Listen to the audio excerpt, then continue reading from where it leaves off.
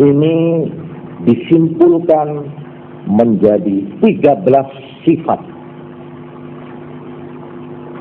Dan inilah yang harus dimiliki oleh seorang pemimpin sejati. Kalau suatu perjuangan itu ingin menang, pemimpin yang memimpin perjuangan itu harus mempunyai sifat-sifat kepemimpinan ini. Sifat-sifat leadership. Kalau tidak begitu, biar 10 pemimpin percuma. Tapi satu pemimpin asal memenuhi ini, sifat-sifat kepemimpinan, seperti yang kita ambil dari sifat-sifat kepemimpinan Rasulullah Sallallahu Alaihi Wasallam. Bukan sifat-sifat sebagai Nabi, ya. Kalau sifat-sifat wajib dari Nabi 4, ya. Apa itu? Sidik, ya, keamanan, apa lagi? Tablek, fatona, ya itu. Ini sebagai pemimpin, ini. Sebagai pemimpin perjuangan ada 13 sifat. Pertama, kecepatan mengambil keputusan yang tepat.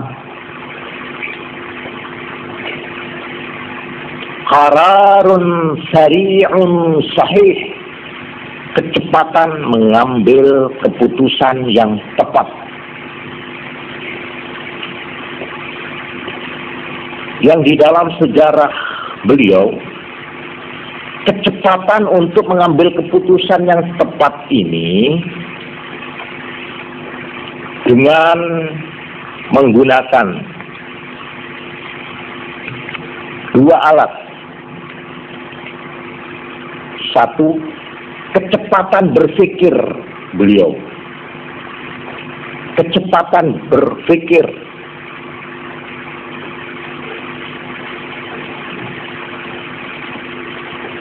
Jadi memang akalnya itu memang akal pemimpin, akal berpikir, ya.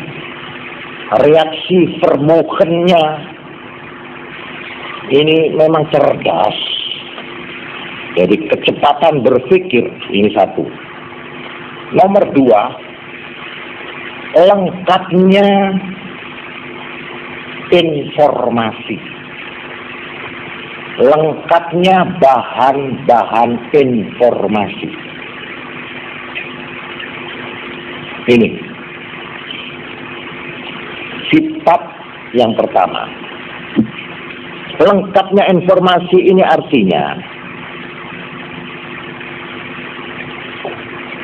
mengerti situasi, mengerti keadaan.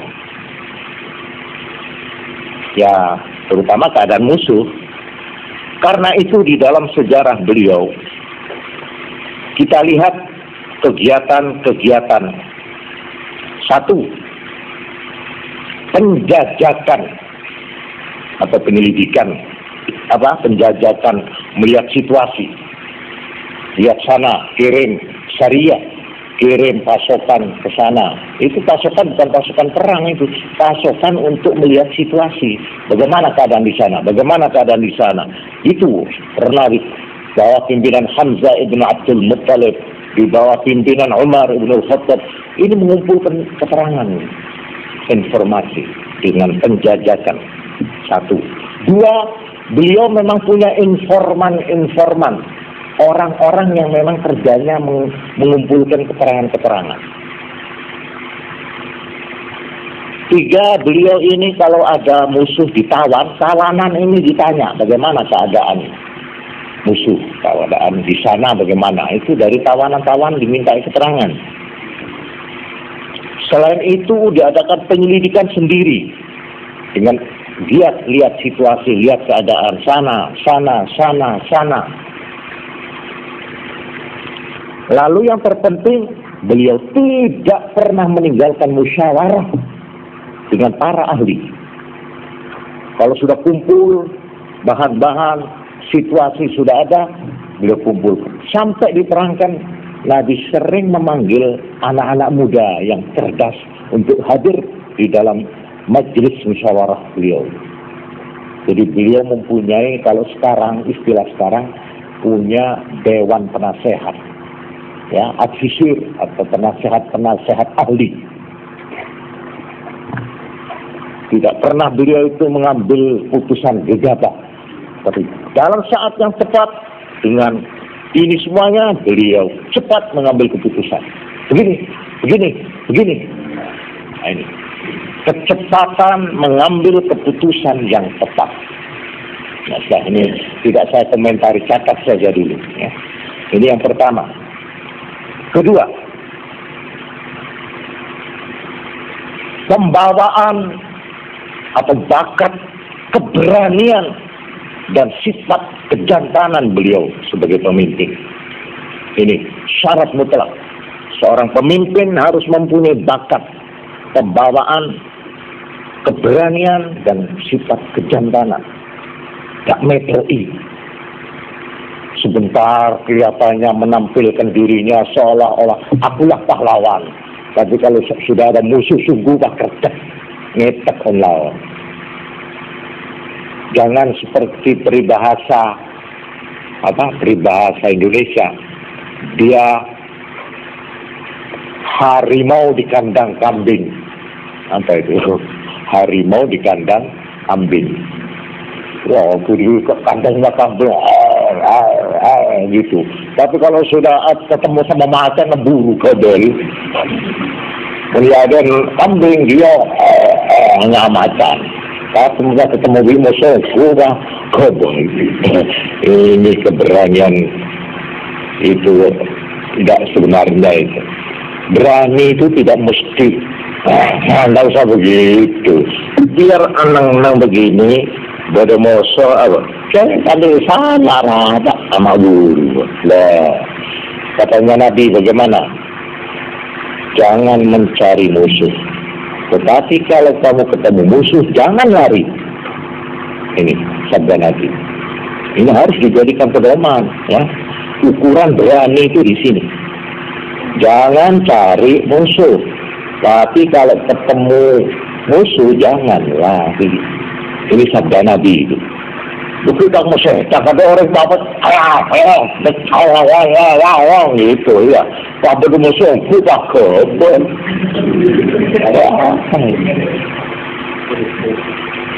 Ini sifat pembawaan, bakat, keberanian, dan sifat kejantanan. Ini kalau kita lihat di dalam sejarah Nabi. Di dalam peperangan Badar, Nabi hanya menggunakan 1/3 dari kekuatan musuh. Musuh lipat 3 kali. Nabi hanya dengan 1/3 tenaga musuh, 1/3 kekuatan musuh, Nabi berhasil menghancur leburkan musuh. Di dalam peperangan Ahzab, di dalam peperangan Khandaq,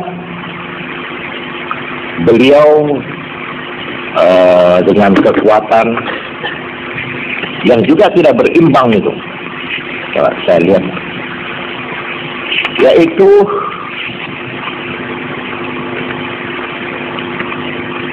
kalau saya rinci ya, di dalam perang Badar jumlahnya Nabi 313 orang, tapi yang hadir ikut langsung hanya 305 orang. Yang 8 karena ada halangan. Jadi 313 pasukan Nabi yang sudah terdaftar, tapi yang ikut perang hanya 305.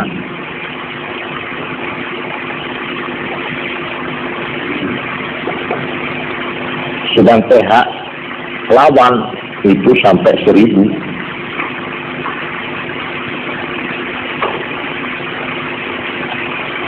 Ini kamu boleh ada sendiri. Waktu Ahzab itu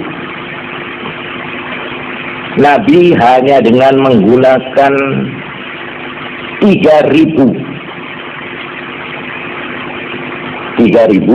melawan 10.000 pihak musuh. Belum dihitung musuh dalam selimut, belum dihitung kekuatan orang Yahudi. Jadi 10.000 itu pihak Quraisy, 10.000. Nabi hanya 3.000.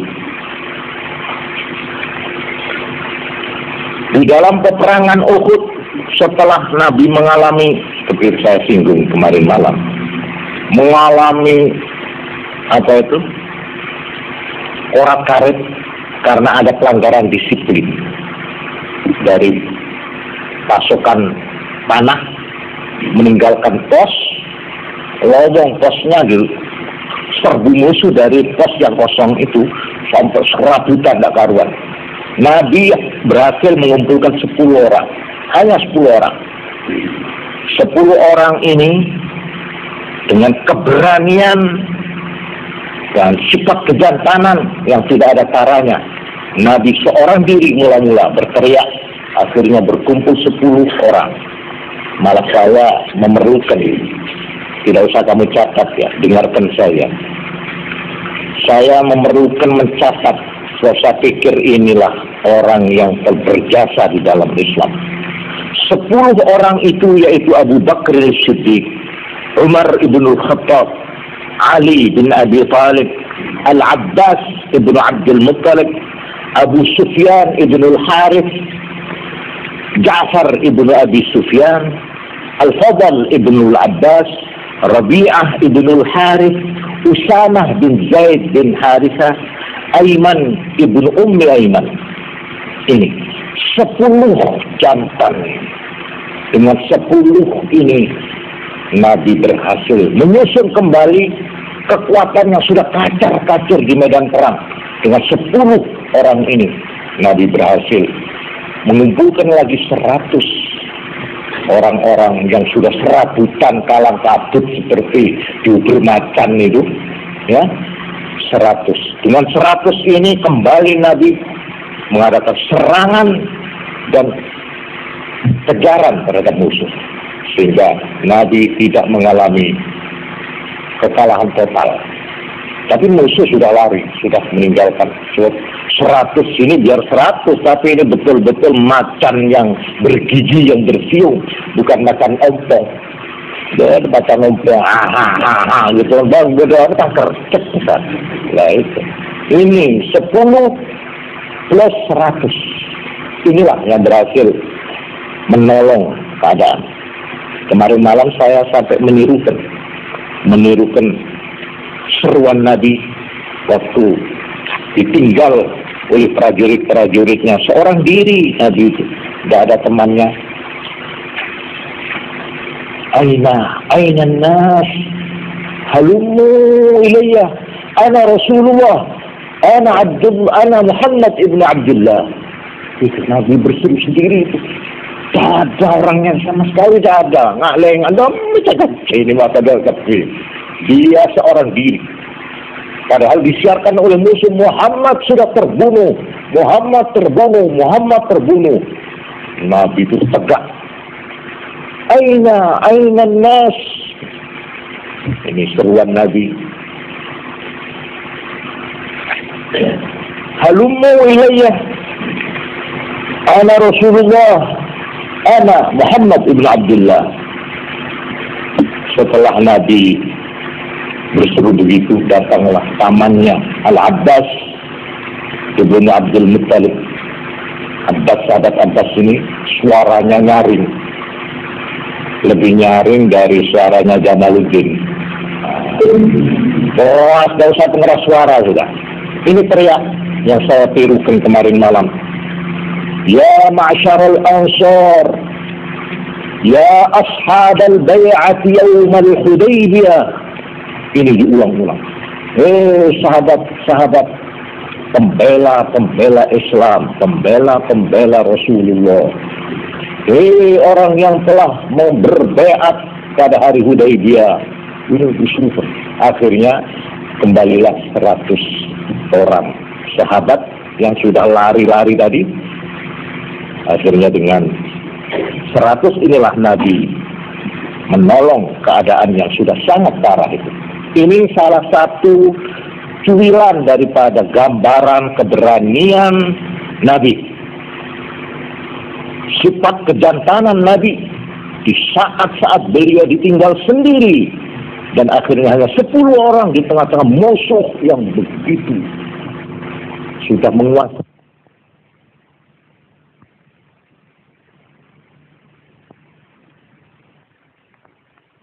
Begitu sudah menguasai keadaan medan perang, Nabi tetap tidak beranjak. Lalu sifat yang ketiga, sifat kepemimpinan beliau yang ketiga, kemauan teguh dan mantap. Ini kita lihat bagaimana beliau berjuang selama di Mekah seorang diri. Sejak di Mekah tidak ada yang nolong. Ini kemauan teguh dan mantap. Lalu yang keempat, catat lagi, berani memikul risiko dan tanggung jawab perjuangan.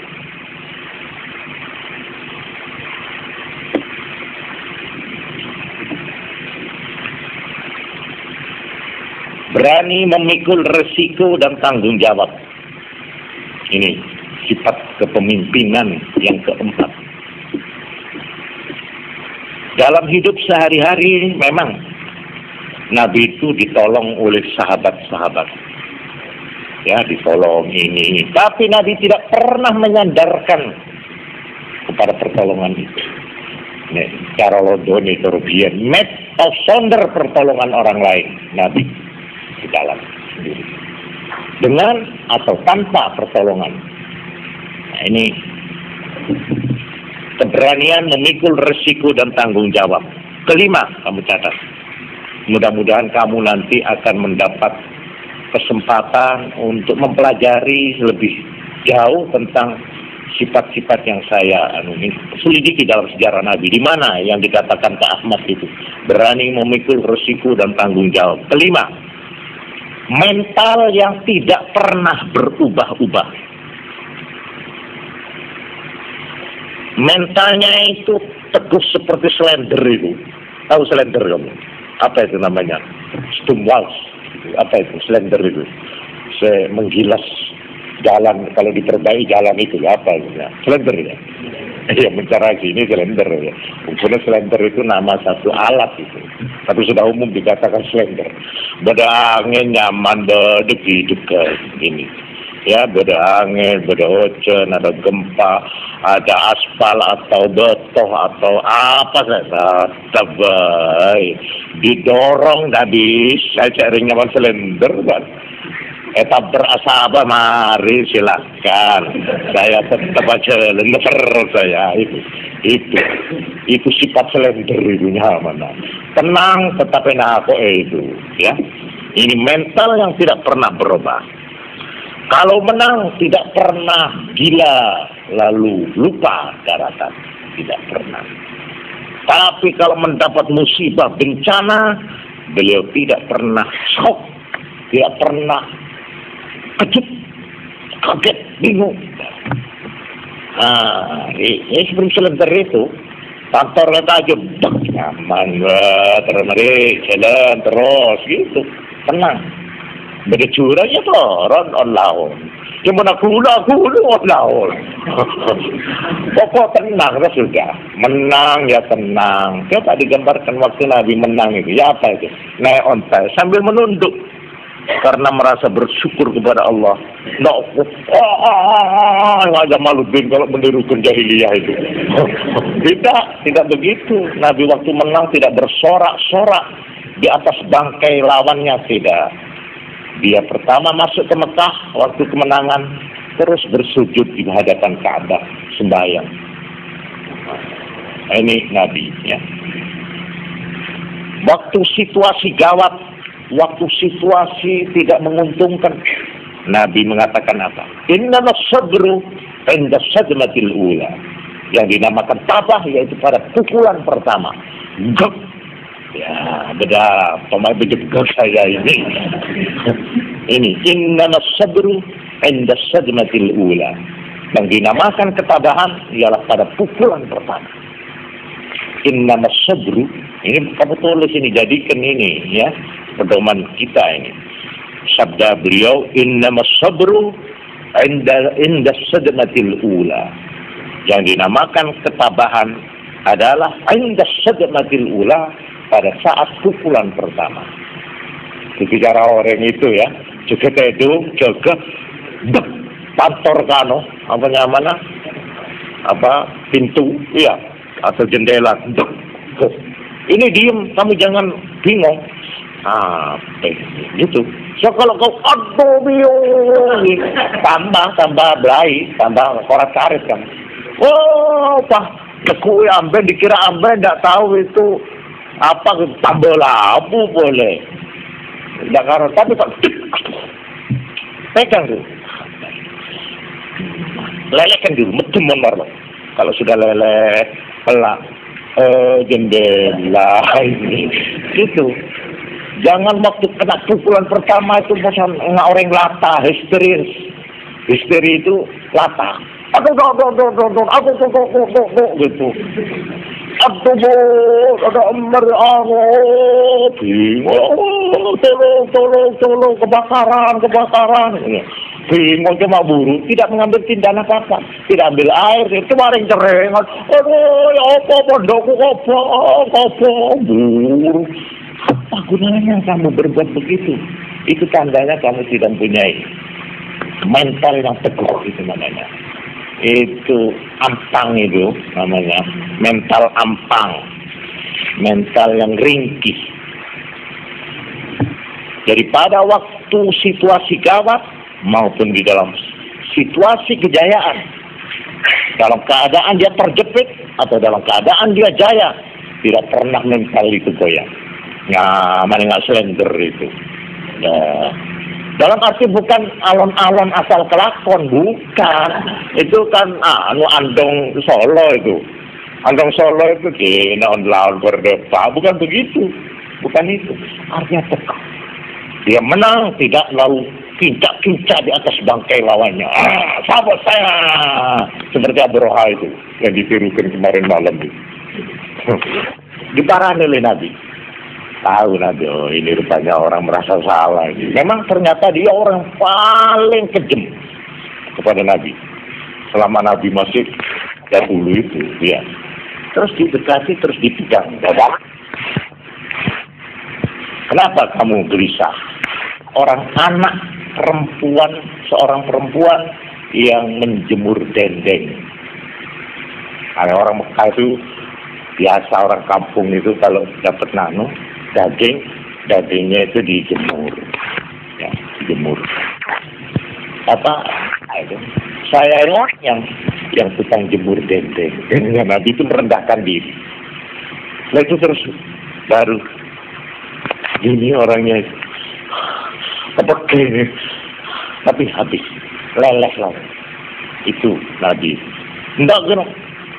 Orang menang. Oh, tidak begitu. Itu namanya mental tak kelar menang. Tapi kalau ada musuh, aduh, awas sini, bingung. Akhirnya kebabana apa? Apa itu? Kebabana embeng itu apa namanya?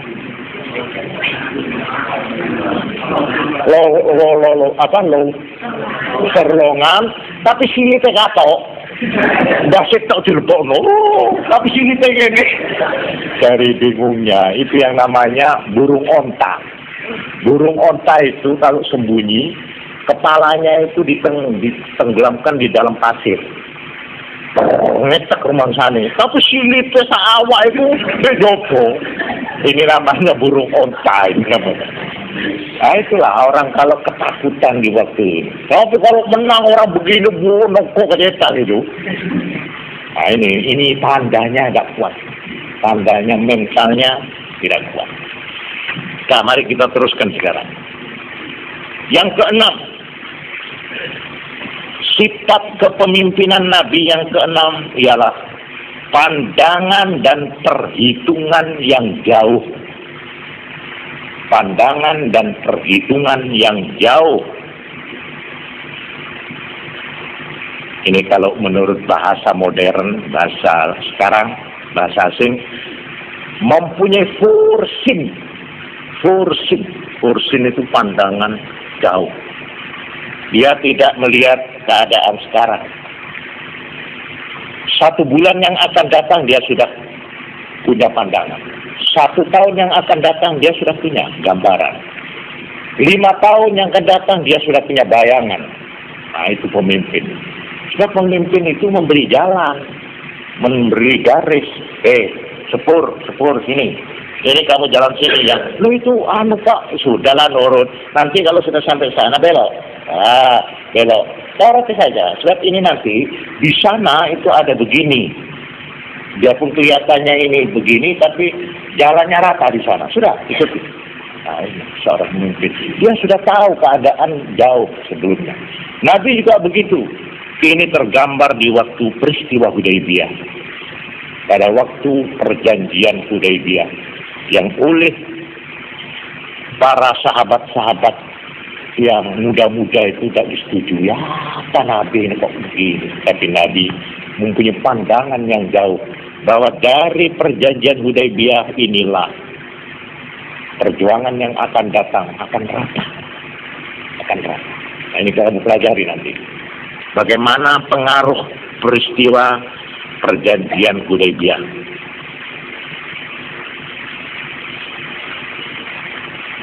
Di mana pengikut Nabi pada waktu peristiwa Hudaybiyah itu yang ikut tidak kurang dari 1.400 orang. Akhirnya dari angka 1.400 orang pada waktu perjanjian itu ditulis, belum sampai 2 tahun Nabi berhasil mengumpulkan kekuatan 10.000. Ini boleh kamu baca dalam sejarah Nabi. Mana itu yang namanya Sulhul Hudaybiyah.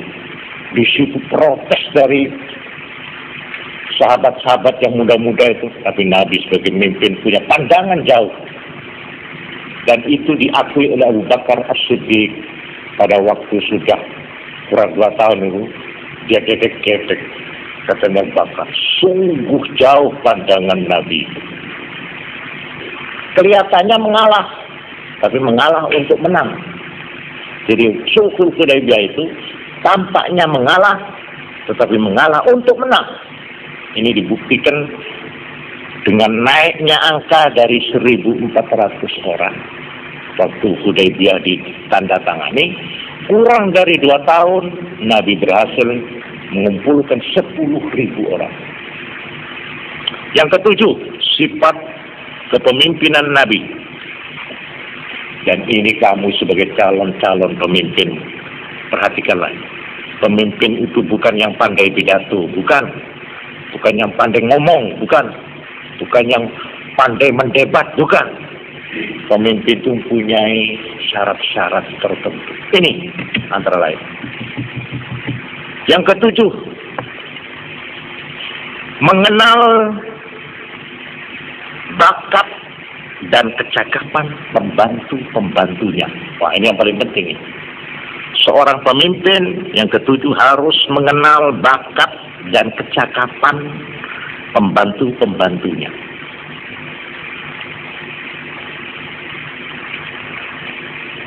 Baik dalam arti fisik maupun dalam arti akalnya pembantu itu. Atau pembawaannya juga. Jadi dia tidak salah meletakkan orang itu. Ini dijadikan ini dijadikan ini dijadikan ini. Karena beliau sebagai pemimpin memang mengenal. Ini sahabat saya yang satu ini tukang perang ini. Nah, Khalid bin Walid, Abu Ubaidah ibn al-Jarrah, Abu Dujanah waktu Nabi mengeluarkan pedang. Nabi mengeluarkan pedang. Katanya Nabi, yang mana?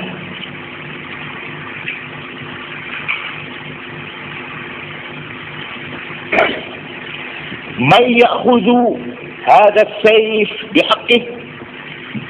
Siapa yang mau menerima kelewang pedang ini dengan memenuhi haknya? saya. Datang semua. Tapi Nabi tidak menyerahkan ini kepada seorang pun di antara mereka. Saya. Nah, ditahan. Fa'amsakahu anhum hatta qama Abu Dujana. Ada seorang itu lawan gitu. Ya, seperti Hayatul Makki gitu. Ya. Tapi Nabi awas, tahu inilah orangnya yang berhak menerima kelewat saya ini. Ini Abu Dujana, terimalah ini, katanya Nabi. Terus Abu Dujana menerima pedang itu dengan bertanya, wa ma haqquhu ya Rasulullah? Apa hak yang harus saya penuhi dari pedang ini ya Rasulullah?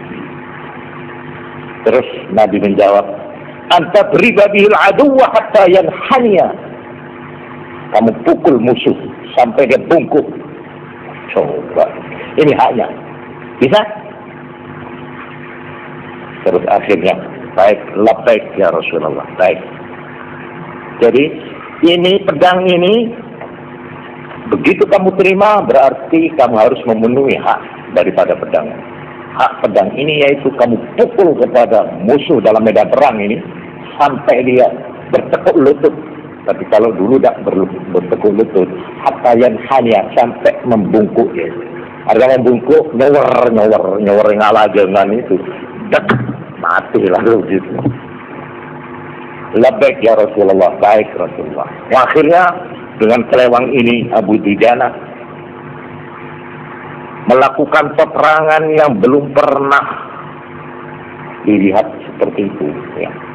Yang seperti saya singgung kemarin malam di dalam pidato peringatan Maulid. Abu Dujana inilah yang akhirnya menjadikan dirinya sebagai tameng Rasulullah SAW di dalam perang perang Uhud kalau saya salah. Uhud perang Hunain atau perang Uhud. Nabi jatuh di jurang, terus ya maaf ini saya tirukan.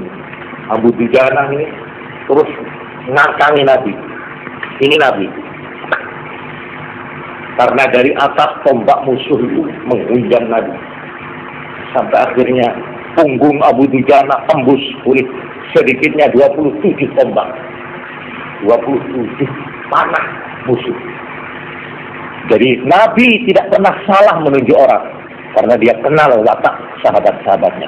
Ini Abu Dujana yang berhak menerima pedang. Tapi ada sebaliknya sahabat beliau yang tidak pernah diajak perang oleh Nabi. Terus kamu tunggu wanita-wanita dan anak-anak di belakang. Jadi ini perang berangkat Nabi dengan sahabat-sahabat. Ini wanita-wanita dan anak-anak kan tidak ada yang ngawal. Iya, tidak ada yang jaga. Ini selalu Nabi itu menunjuk orang yang namanya Hassan ibnu Thabit. Hassan ibnu Thabit, seorang penyair yang lemah lembut. Nah, ini Hassan, bukan Hasan. Hassan ibnu Thabit ini wataknya memang bukan prajurit dia itu. Dia itu memang orang lemah lembut, telateni anak-anak. Ini jangan dianggap remeh itu. Itu penting juga itu peranan. Kalau maju perang semua, gendok-gendok semua, ada yang ngopeni di belakang, ya susah. Ini Nabi itu tepat kalau membagi pekerjaan. Kamu jadi sana, kamu di sini, kamu di sana, kamu jadi ini, kamu jadi itu. Nabi tidak pernah luput. Inilah sifat kepemimpinan yang sangat diperlukan. Dia harus kenal watak dan pembawaan daripada pembantu-pembantu di sekitarnya. Kamu teruskan untuk catatan. Kedelapan, kepercayaan timbal balik. Kepercayaan timbal balik dari Nabi dan rakyatnya, dari Nabi dan pengikutnya. Nabi percaya kepada sahabat-sahabatnya sebagai yang dipimpin, sebagai anak buahnya. Sahabat-sahabatnya percaya kepada Nabi sepenuhnya sebagai bapaknya, sebagai pemimpinnya. Inilah kepercayaan timbal balik. Kesembilan, Kepercayaan tadi dasarnya yang ke-9 ini karena ada kecintaan timbal balik. Kecintaan, ketulusan hati, kecintaan yang tulus secara timbal balik. Bukan cinta bikinan, bukan cinta secara lahir saja. Cinta yang berdasar agama, cinta yang berdasar akhlak, cinta yang berdasar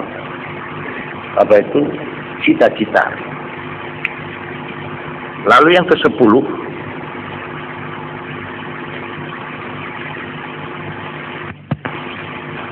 sifat kepribadian Nabi, sifat kepribadian yang agung.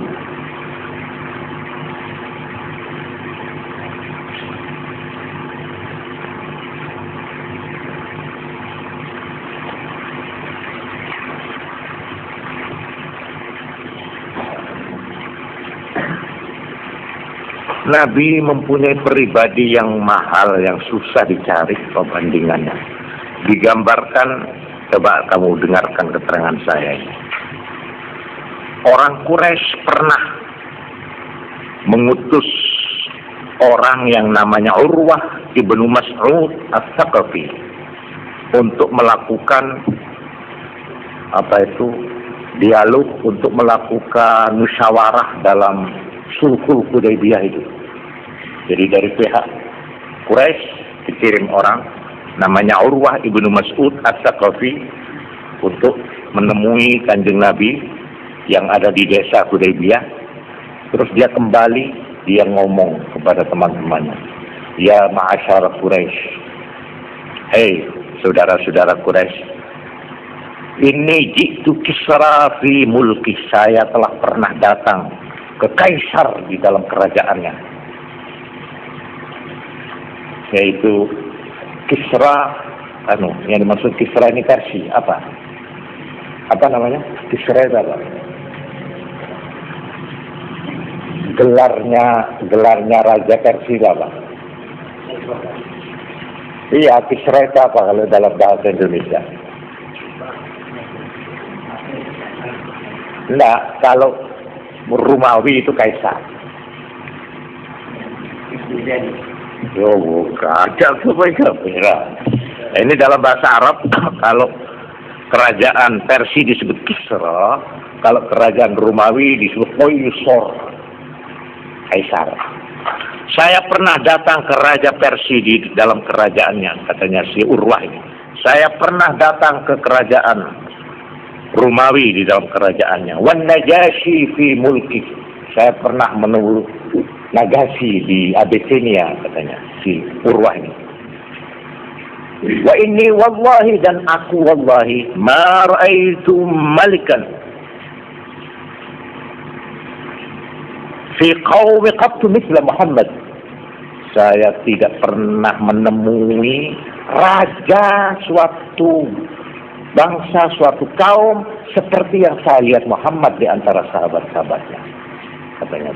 Apa yang dia katakan? La yatawadda'u illa bitadaru wudu'ahu.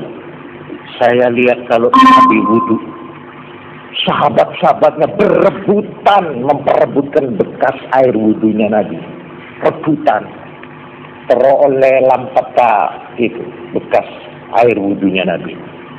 Wala yasqutu min sya'rihi syai'un illa akhadhuhu. Tidak ada rambut yang jatuh yang waktu dicukur, digunting, kecuali semua berebut-rebut mengambil rambutnya. Wa innahum la yusallimuhu li syai'in abada. Orang-orang sahabat yang begitu itu tidak bakal membiarkan, menyerahkan Nabi kepada siapapun. Begitu Nabi diganggu, mereka akan lebih dulu akan membela. Itu kesetiaan daripada sahabat-sahabat. Ini seorang musuh menggambarkan sifat kenabian itu. Tetapi Nabi itu sendiri sifatnya adalah rendah hati. Nah ini sifat kepribadian yang agung, yang dihormat, disanjung, dibela, dikelilingi oleh orang yang mentaati, tapi beliau sendiri seorang yang rendah hati, tetapi penuh wibawa. Tulis. Sifat kepribadian yang agung, yang luhur dari beliau ialah sifat rendah hati, raufur rahim, tetapi penuh wibawa. Rendah tapi penuh wibawa.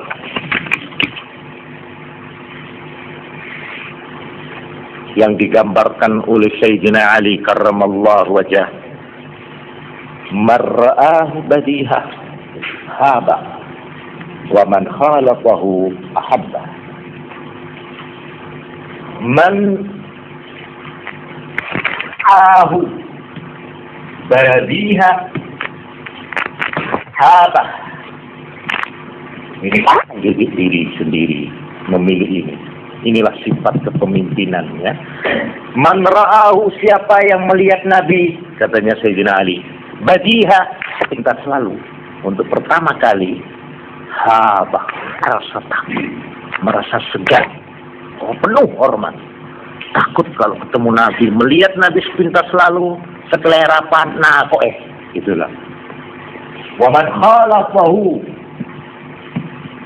dan siapa yang bergaul dengan beliau, ahabba, mencintainya. Tapi kalau sudah kenal sama Nabi, sudah tahu dari dekat, saben hari, saben waktu, mencintai, bukan takut, mencintai. Mar'ahu badihah haba wa man khalafahu ahabba. Inilah sifat beliau, rendah hati tetapi penuh wibawa.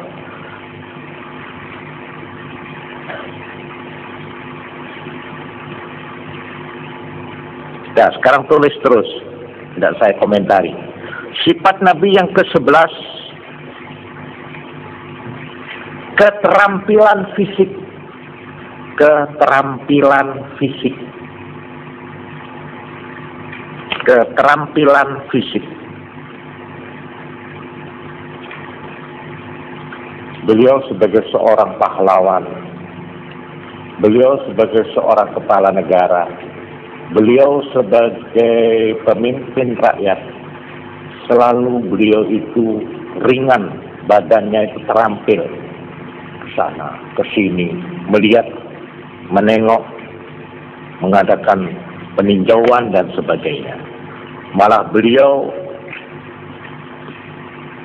ikut di dalam membangun masjid Madinah yang sekarang ini dibangun dalam waktu setahun. Ya, waktu itu setahun itu dengan cara yang itu Nabi sendiri ikut mengangkat batu sambil beliau itu mengucapkan syair apa ya untuk menggembirakan hati. Juga pada waktu kota Madinah dikepung oleh musuh, beliau turun tangan, ya, sambil itu lagunya saya masih ingat syairnya.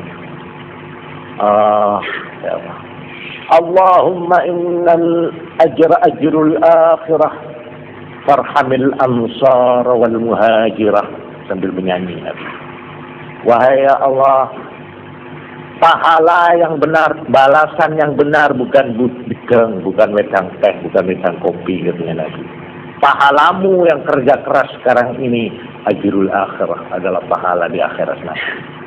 Allahumma innal ajra ajrul akhirah farhamil ansar wal muhajirah.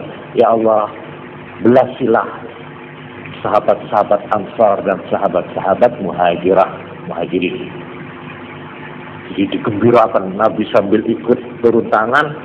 Wah, orang-orang karena sadar, saya tidak mencari upah hari ini, tapi upah saya nanti di akhirat. Itu keyakinan mereka itu. Nah, keterampilan fisik ini yang ke-11. Sifat yang ke-12. Ini yang penting lagi. Riwayat yang bersih. Sejak mudanya. Sejak kecil, sejak mudanya. Riwayat yang bersih. Beliau sebagai seorang pemimpin memang pantas. Sejarahnya tidak pernah kotor dia. Waktu kecil. Tadi disebut Al-Amin umur berapa? Hah? 35 ya? Apa 25? 25 kalau tidak salah. Apa itu? Itu. Hadzal amin radina. Hadza Muhammad. Itu kata-kata dari pembesar-pembesar kepala kaum. Inilah orang yang kepercayaan kita bisa menerima waktu akan mengangkat Hajar Aswad itu. Iya. Hadza Muhammad. Ini adalah orang yang namanya Muhammad dan isinya terpuji memang. Nah, ini riwayatnya bersih. Jangan waktu mudanya dia terkenal bajingan umpamanya ini ya. Atau terkenal orang yang gendek kepada rakyat. Tapi setelah dalam perjuangan dia, sayalah pemimpin rakyat jelata. Dia oleh biro kan. Dia kau yang paling kejem nang rakyat. Saya ingin aku pemimpin rakyat. Tak cocok ini. Seperti tanaman tak cocok dengan benihnya. Tanamannya itu tanaman apa? Gedeng, ya. Winingnya gedeng, tapi tumbuhnya tumbuh kering. Remes, tak cocok di riwayat ini. Riwayatnya orang ini korupsi, koruptor besar, penipu rakyat. Sekarang dia mengaku pemimpin. Bagaimana orang melupakan riwayat hidupnya? Orang tidak bisa. Karena itu sifat yang ke-12, beliau memang mempunyai riwayat yang bersih sejak mudanya. Ini As-Sadiqul Amin. Yang ke-13. Nah itu tidak saya komentari, kamu boleh cari sendiri bagaimana riwayat Nabi sebelum menjadi Nabi waktu masih kanak, ikut dagang apa itu. Memang bersih, memang orang baik. Sejarahnya bersih, tidak pernah terdengar dia berbuat yang tidak senonoh atau yang tidak baik. Lalu yang terakhir 13 sifat kepemimpinan atau leadership beliau. Yang ke-13 ialah menguasai strategi dan taktik. Menguasai strategi dan taktik, perhitungannya tepat. Ini musuh di sana, keadaan begini, bagaimana enaknya begini, kita begini, kita begini, kita begini. Ini namanya mengatur taktik dan strategi. Ini kamu kalau mempelajari sejarah beliau, terutama di dalam saat-saat beliau memimpin perang, kamu tahu betapa beliau itu seorang pemimpin yang menguasai taktik dan strategi perjuangan. Yaitu di dalam satu, memilih sasaran. 1. 2. Taktik ofensif aktif. Menyerang dengan mendadak menyerang. Taktik ofensif. Saat ini kita jangan bertahan, menyerang. Itu persis beliau tahu saat yang tepat. Lalu ketiga, di dalam taktik menduduki tempat. Menduduki tempat.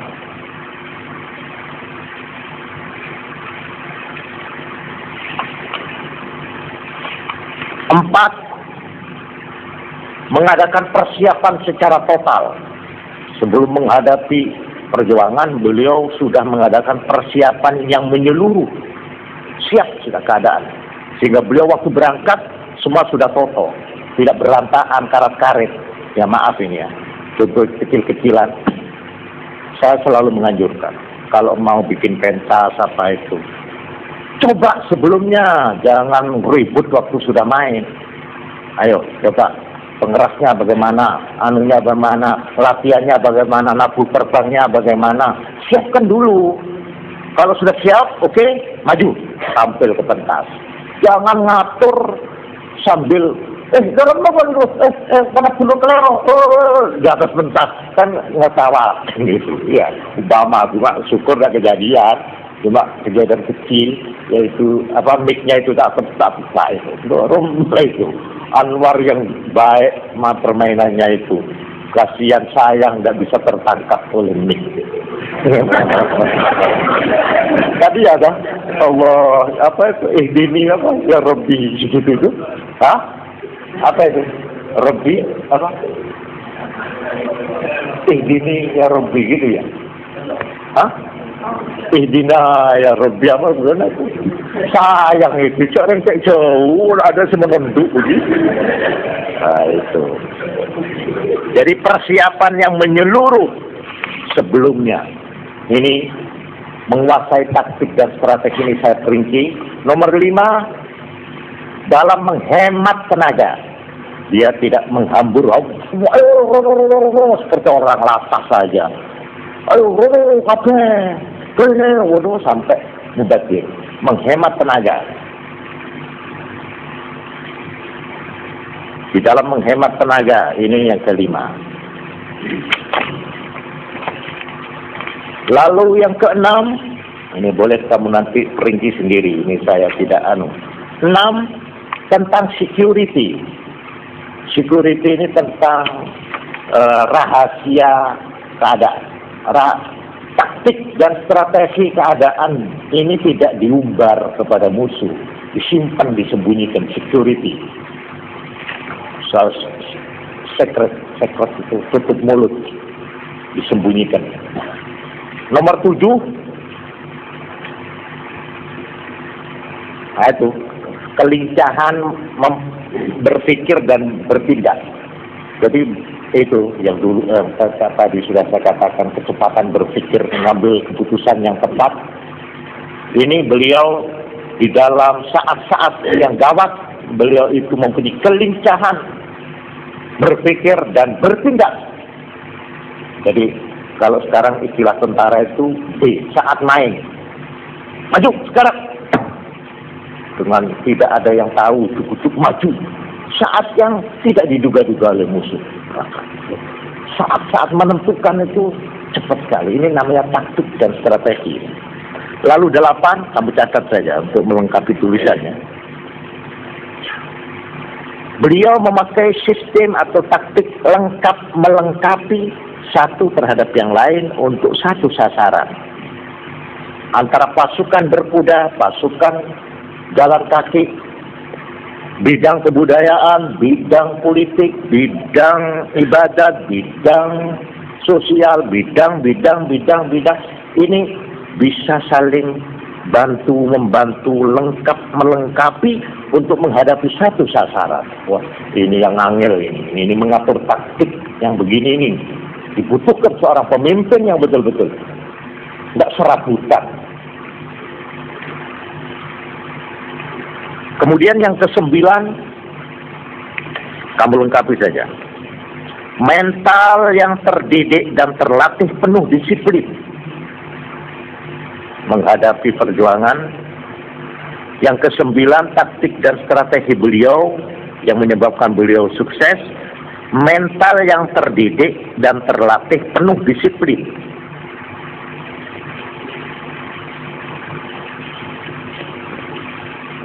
Terlatih dan disiplin. Ini mengenai apa saja. Kalau kamu menghadapi umpamanya kecil-kecilan seperti kemarin malam bikin pentas.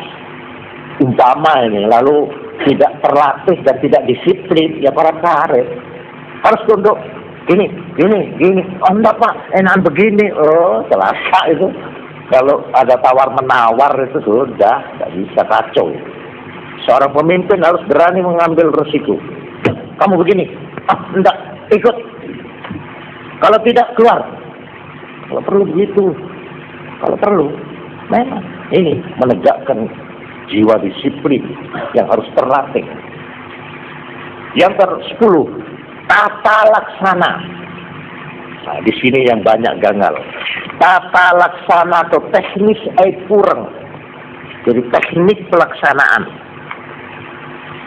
Inilah gambaran daripada yang disebut menguasai taktik dan strategi perjuangan dari beliau Nabi Muhammad SAW sebagai pemimpin yang memiliki sifat-sifat kepemimpinan atau leadership yang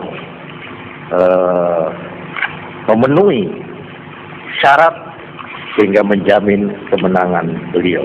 Sudah, sampai di sini saya akhiri dulu. Yang belum saya terangkan yaitu faktor yang ada pada pengikut. Ya, Untuk menjamin kemenangan tidak hanya dibutuhkan pemimpin yang baik, yang mempunyai sifat-sifat leadership, tetapi juga membutuhkan pengikut-pengikut yang setia, kader-kader sebagai pendukung-pendukung yang utama daripada perjuangan. Ini harus ada persyaratan. Kita lihat nanti persyaratan para sahabat-sahabat Nabi di dalam perjuangan beliau selama berapa itu? Mulai itu berapa tadi itu? Mulai jadi nabi itu, mulai jadi nabi sampai meninggal itu berapa? 20. Bukan umur berapa? Saya ini ya. Jadi selama beliau melakukan perjuangan 22 tahun 5 bulan 25 hari. Itulah arena perjuangan Nabi, dilakukan selama 22 tahun 5 bulan 25 hari. Dihitung mulai Nabi diangkat menjadi Rasul sampai meninggal. Tapi kalau umur tadi sudah diterangkan 63 tahun lebih berapa? 3 hari. Ya, sekian saja dulu. Mudah-mudahan keterangan saya ini sebagai penjelasan atas pidato atau uraian saya pada waktu peringatan Maulid akan berguna sebagai pegangan catatan yang akan menjadi peganganmu. Kamu adalah calon-calon pemimpin, ya. Besar kecil kamu adalah calon pemimpin. Kamu harus mengerti di mana letak kebesaran Nabi, di mana letak faktor-faktor suksesnya Nabi itu. Jangan cuma, oh iya tahu dia Rasulullah, dia kan Nabi. Kalau Nabi mesti menang. Loh kenapa? Ya mesti ditulungi oleh Tuhan loh. Kalau begitu tidak perlu Nabi perang. Kalau begitu tidak perlu Nabi menderita selama 15 tahun di Mekah. Tidak perlu Nabi sampai korak-karik hidupnya meninggalkan rumah halamannya di Mekah. Tidak perlu Nabi luka parah. Tidak perlu gigi Nabi sampai tanggal.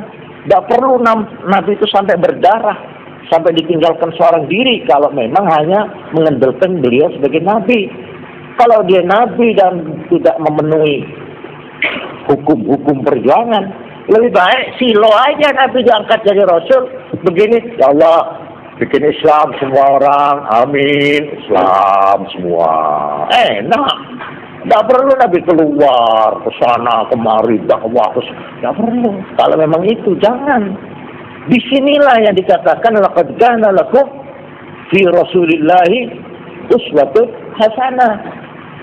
Dalam segi leadership inilah, dalam segi melaksanakan dan mensukseskan perjuangan inilah yang harus dicontoh. Perkara kenabian bukan. Nggak bisa dicontoh kalau menjadi Rasul. Saya ingin mencontoh Nabi. Contoh apanya? Nabinya, Rasulannya. Saya ingin jadi Nabi. Bagaimana ya supaya saya diangkat jadi Nabi sebagai Rasul? Oh, nggak bisa itu. Yang harus dicontoh itu justru ini. Segi-segi yang saya terangkan ini. Dan inilah yang akan menjamin menang atau tidak menangnya, berhasil atau tidak berhasilnya. Yang namanya perjuangan umat Islam. Bukan Islam. Kalau Islam sebagai agama tadi sudah saya katakan, ya'lu wa la yu'la alaih. Lebih ajaran al-Islam wal-haq. Wal-haqu kal-asad yasidu farisatahu. Islam adalah kebenaran dan kebenaran itu seperti macan. Biarkan dia akan sanggup mencari mangsanya sendiri.